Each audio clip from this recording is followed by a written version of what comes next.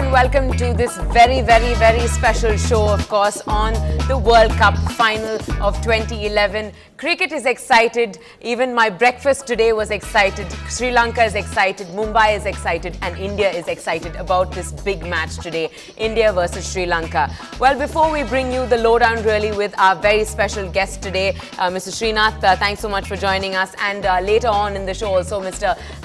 Ram Narayan will be joining us as well to discuss further into this crucial clash that we'll be playing witness to at 2:30 starting today. But first, let's take a look at the headlines.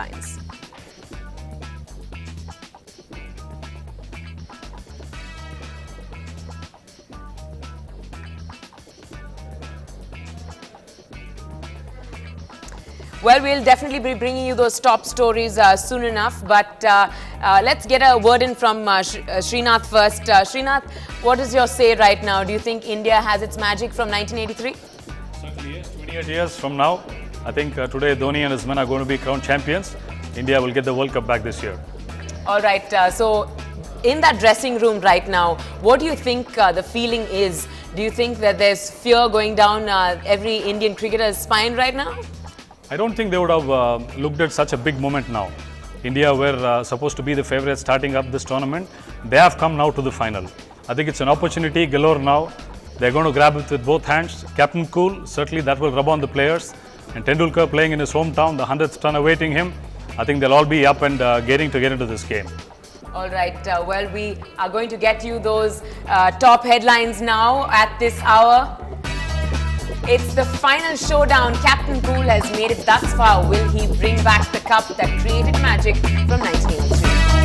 Sachin Tendulkar, the man whose 100th century is much awaited by many a fan in the Wankhede Stadium, will he bring it back this time? The middle order collapse of India versus the lack of middle order use for Sri Lanka. It's unpredictable India versus inexperienced Sri Lanka. Well, this is the World Cup 2011. Let's bring you all the lowdown now.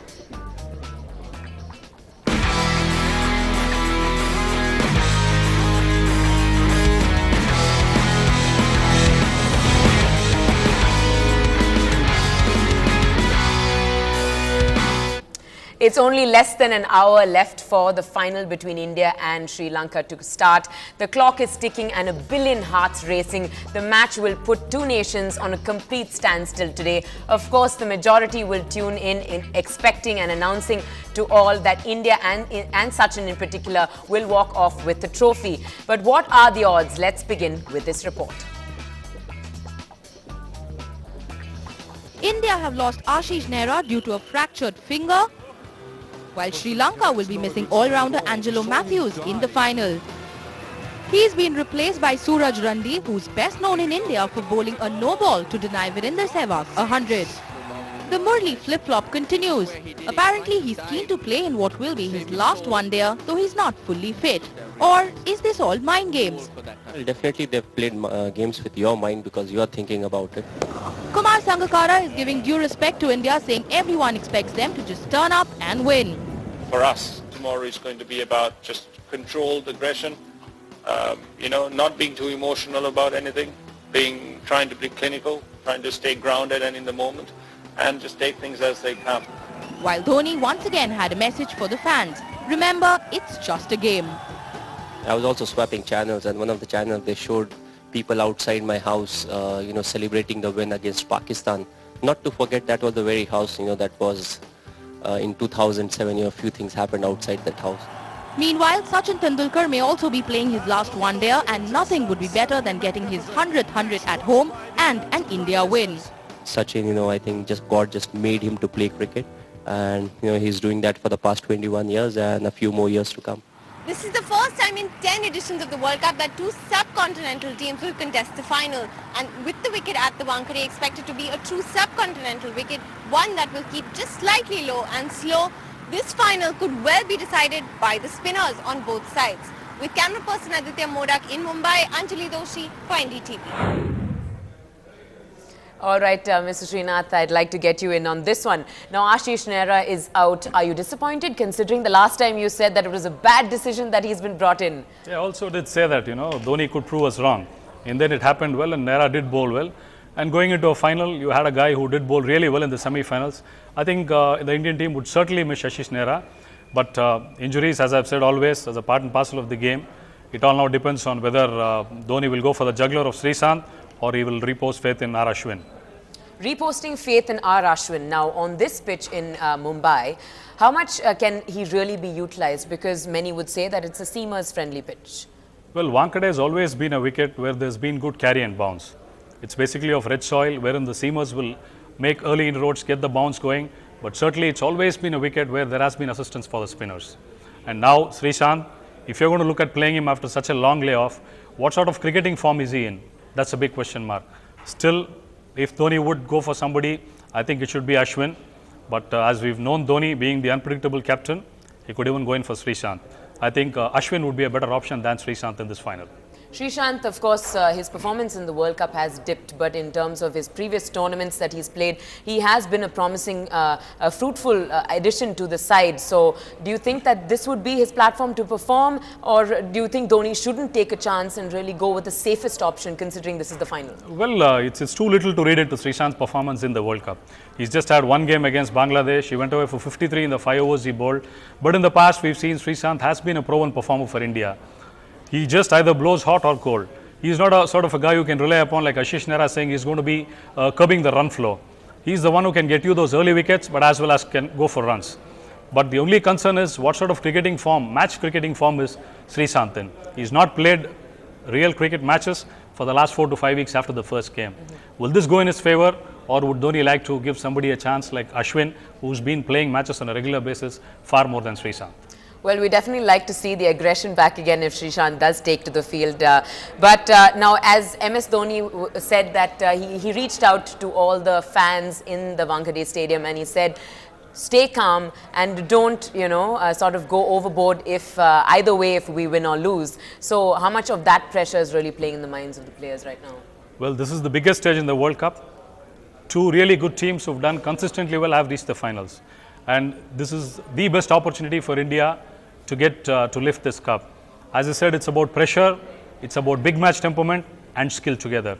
And Dhoni, whatever he says to the crowd to remain calm, they're going to be at their best. The decibels are going to be high, they're going to back India.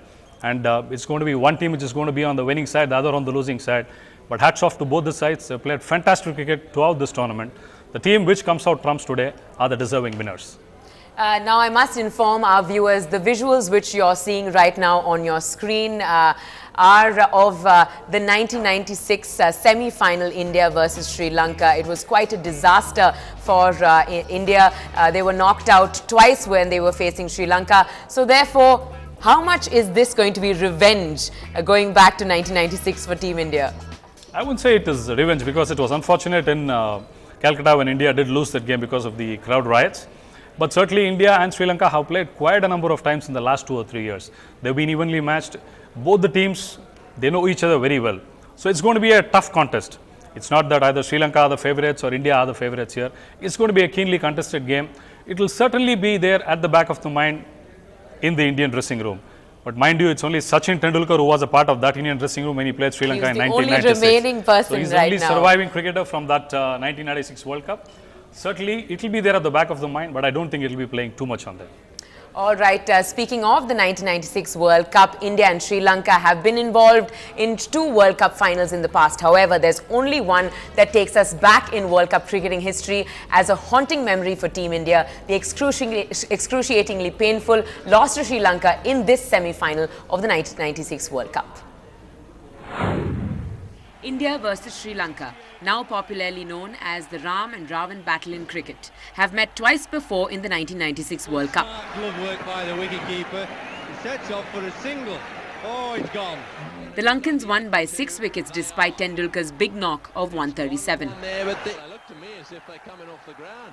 This is sensational stuff. This game is going to have to be awarded. What was truly unforgettable, however, is the second clash in the semi-final at Eden Gardens, Calcutta. It wasn't rain or bad light. The game played witness to a 100,000 strong crowd riot. India was 120 for 8, chasing Sri Lanka's 251 when the match was abandoned. India bore the hangdog look and the tears said it all. Now 15 years have flown by and India will thirst for revenge as they take on the Lankan Lions at the Wankhede Stadium. It's been 12 long years since the men in blue have tasted victory over Muralidharan and his boys. With India having been severely tested in this World Cup, beating massive squads like that of the Aussies and Pakistan, Sri Lanka's boat, on the other hand, has not faced rough tides at all, with smooth sailing against only the Kiwis to enter the 2011 finals. The men in blue as a unit will certainly go into this game as the big favourite with many an experience. And if the cup is Dhoni's destiny this year, Mohammad Azharuddin shall be smiling sweet revenge as the once broken-hearted 1996 Indian captain. In Chennai, Natasha for Ndtv Hindu. Is this the turning point? Mohammad Azharuddin going for a drive, and he's just chipped the ball straight back to the bowler. Dharamasindra struck. That is a big wicket for the little Sri Lankans. So truly, Mohammad Azharuddin, do you think this World Cup win for Team India would definitely put a smile on his face? Why only Azu? I think it will put a smile on all the former Indian cricketers, the cricket fans of India across the world. It will certainly bring a large smile to everybody's face, not only Azharuddin. Okay, now let's go into the technical side of things really with Zahir Khan, the one spearhead for India. How useful will he be on this track? Well, as I've said, it depends whether India is going to bowl first or bowl second. If they're going to bowl first, certainly there will be the bounce and carry in this surface. And Zahir Khan will certainly prove a handful with a new ball up against the two informed batsmen of Sri Lanka, Upul Taranga and Tilakaratne Dilshan. They have been a force for Sri Lanka in this tournament, and Zahir will certainly be put to test in this final. And his display with the new ball, making early inroads, will be a major factor for India today. Okay, let's talk about the rivalries now. Who would you say would be a bigger rivalry really going on? Would it be Sachin and Muralidharan, or would it be Sachin and, of course, Lasith Malinga, considering his beautiful Yorkers that he bowls most of the time and gets those bails knocked off so therefore, which would you pick as the biggest rival? I think to start with, it's going to be Malinga who's going to operate with the new ball. It's not only Sachin versus Malinga, it's also Malinga and Sehwag.